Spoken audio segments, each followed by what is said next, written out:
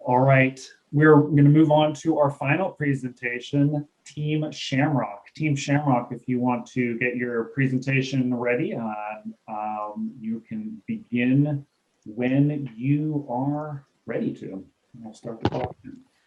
All right, hi everyone. Can you see that? Begin. Great. Hi, I'm Victoria Walsh, and along with Ira, Heidi, Sheoyki, and Catherine, we are Team Shamrock. We believe in the potential for bus stops to be more than safe places to wait for the bus. They're a community amenity, a portal for information, and a venue for storytelling.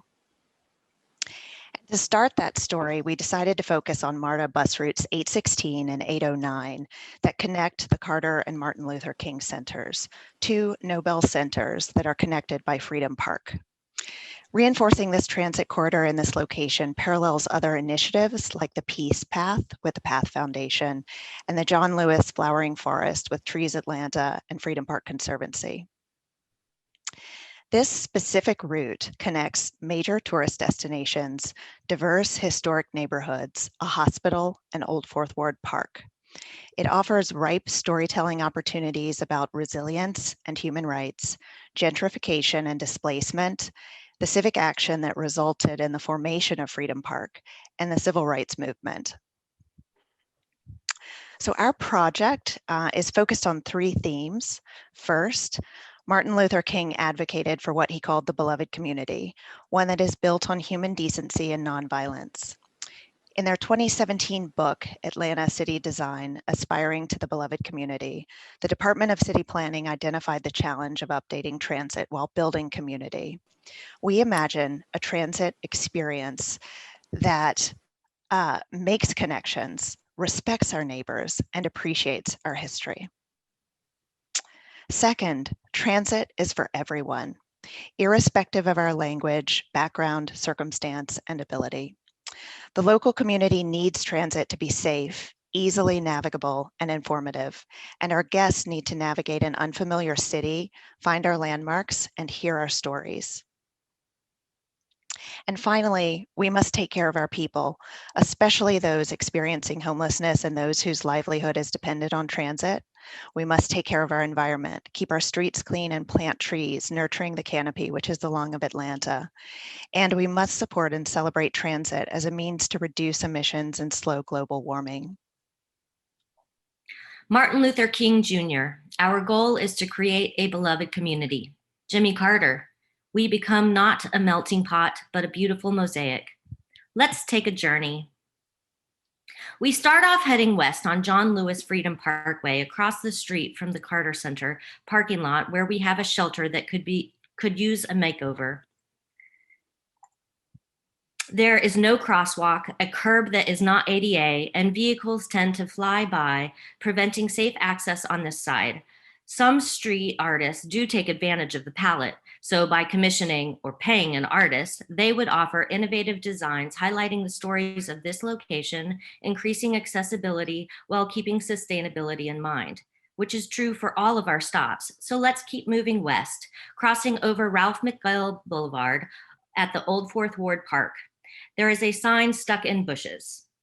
This is the most gentrified location on our route, and so here we want to offer a reflection of the stolen land we in Atlanta all occupy, and on the Creek and Muggy people and their land. We must take this opportunity to embrace our history so that the new residents and those that visit the park's recreation areas can honor and dream with those original voices. Next, we move on to the crowded intersection of Ralph McGill and Boulevard, which is our transfer point to change bus lines. Pictured is our bus ride pulling up to the unkept bus shelter. Many members of the community here are experiencing homelessness, suffering from rising costs of living and systemic racism, and need resources that could and should be a part of this redesign. Heading south on Busy Boulevard, we hit the center stop across from the Atlanta Medical Center, catering to a diverse community of those traveling near and far. It is just a sign in the sidewalk and certainly needs some attention in the accessibility department. It's a medical center next to heavy populated residential and houseless communities.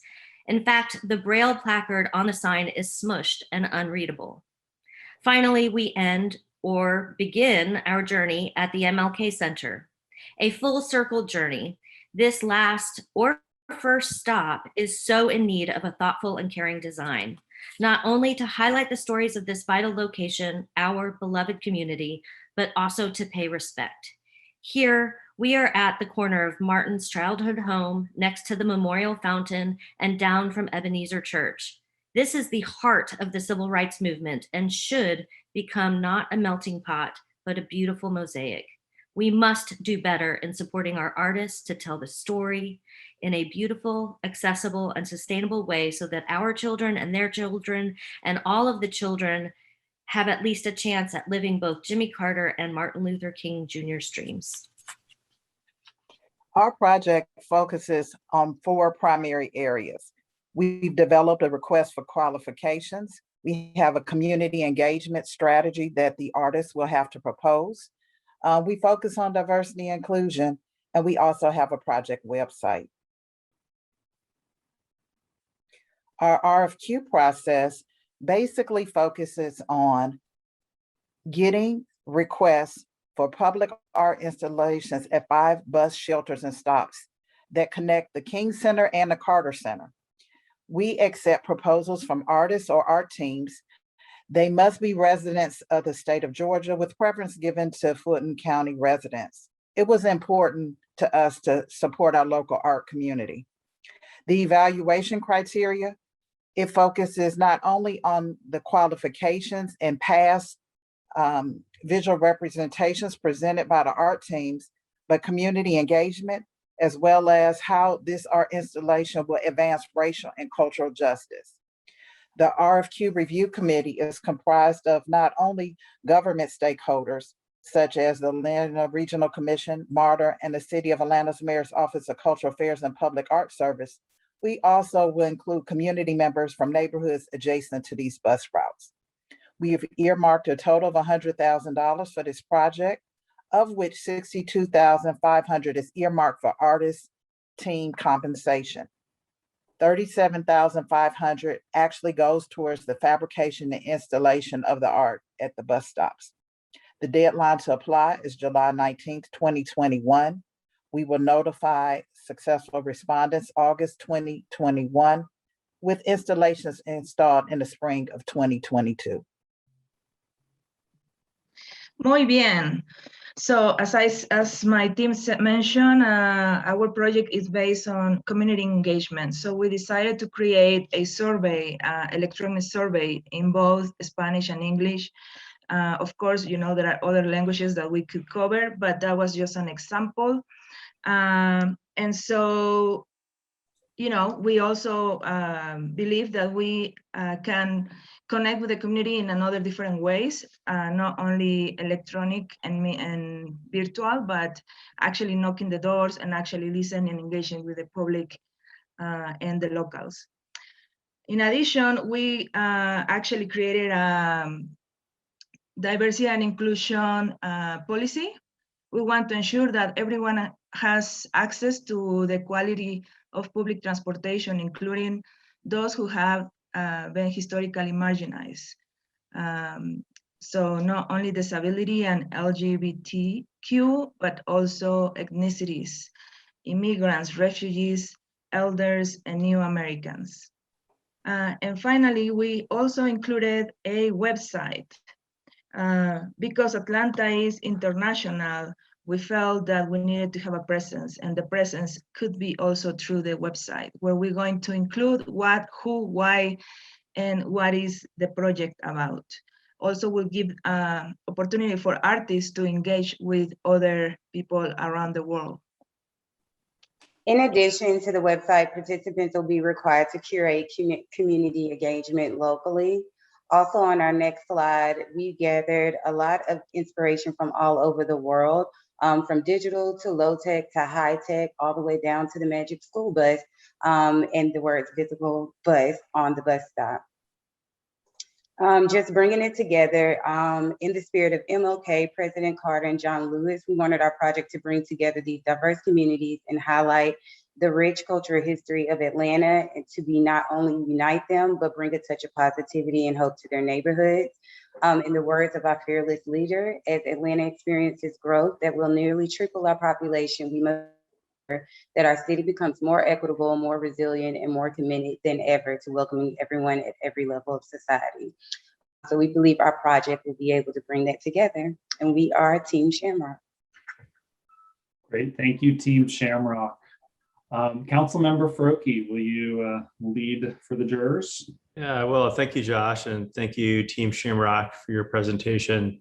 I don't know if I was picked for this because I represent this this neighborhood and almost the entirety of this route, but I'm happy to use that local knowledge to help shepherd a conversation. I will say, I normally have regular size headphones, and I couldn't find them this morning, so I'm wearing these big bulky ones. This makes me look like a DJ, which also leads me to say I was a little disappointed that neither of the bus stop groups managed to integrate the most underrated disco song from the 1970s, "Do the Bus Stop" by Fatback Gang, which I'm going to play. Oh, I can't. Can I share my screen? I can't share my screen. Oh, I was going to DJ, but alas, I encourage you to look up Fatback Band, "Do the Bus Stop." It would have added a nice element to this moment. Both of you, excuse me, the Shamrock group, y'all talked a little bit about accessibility and had a pretty broad charge with accessibility in bus stops. Obviously, there was a element to your accessibility presentation that talked about those who maybe have mobility challenges to access a bus stop. But you also talked a little bit about marginalized groups and bus stops. I wonder if you could expound a little bit more on what you mean by that. I think someone may say, look, it's a bus stop, anyone can walk up to it. The challenge is making it comfortable and accessible for folks who may not have regular mobility. Can you talk a little bit about how you think a bus stop can incorporate D&I and what an ideal bus stop would look like if it's fully inclusive and accessible? Well, I think that there's a lot of different ways that you can interpret that, Amir. I mean, I think one of our, when we walked the route that we were interested in and really observing, kind of the experience of riding the bus and also the experience of the different stops, one of the things that we were surprised by is that all the little posts that are in the ground do have that little tiny plaque with Braille on it. Some of those posts are, kind of embedded in bushes. So you can imagine a sight impaired person, like with their cane, like how are you going to get through the bushes and actually feel that thing? So it's every single one of the stops is different. And I think the idea for us is not to make them all the same, but to really consider that specific stop, that specific neighborhood, and try to imagine the experience of everyone, and how they use it.